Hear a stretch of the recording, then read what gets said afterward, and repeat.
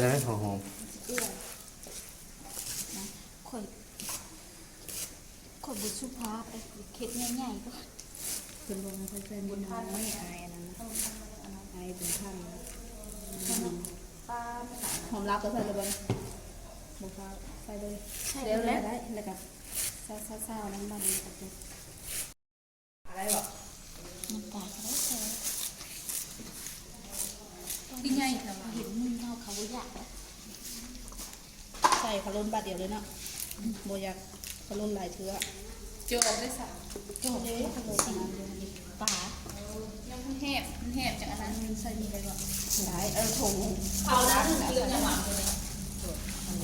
มันน้อยแต่คือสีเหี่ยวเลยใส่อันนั้นละ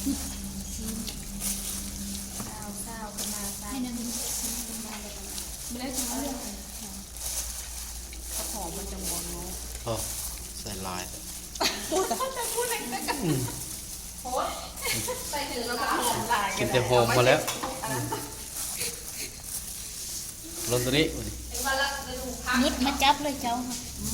เอามันอันนั้นข่อยบ่มีอันนั้นโชคมันจะได้ทำเนาะ สู้ไม่สู้เดี๋ยวแม่ตัวนี้โบทานได้ตัวขึ้นหน่อยเนาะบัดนี้ขลุ่นกับขลุ่นมาทั้งหอมเลยค่ะ ใส่หางล้อเนาะมันเหี่ยวสีเลย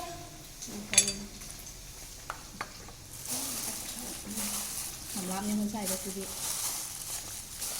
กระซุกหอมรับนี่มันใส่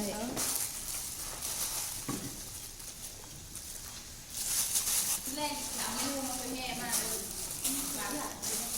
เอามาแล้วดึงเราต่ำเมื่อวานนี่เด้ เขาเจ็บสวยแล้ว เจ็บอันนั้นเจ็บที่เลยซะ เป็นพิธี นี่จะได้เห็นตื่นมา นี่ต้นมะเขือ เผ็ดเข้มๆเลยน้องคนไม่ได้เอาใส่น้ำจะง่อยนี่นอนน้ำแต่ยังผมไม่ได้เอา ไม่ น้ำ ได้หน้าเลยจับอันนี้เลย ป้าใส่ลูกนั้นมุดอยู่นั่นก็เป็นลาย น้ำต้มเนี่ย น้ำตุ้มเด้อที่มา ได้แล้วค่ะได้แล้วค่ะ เทแล้วโอ้แซ่บเลย นี่จะงงแต่คนกิน เอาออกชนะตัวนี้นะ จางขึ้นตรง จางมัน จาง ใส่ แล้วตัวนี้มัน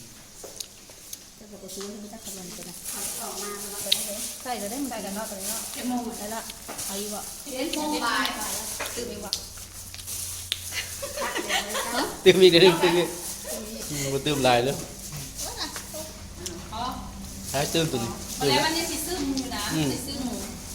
ท่าน นู้นตัวนี้นู้น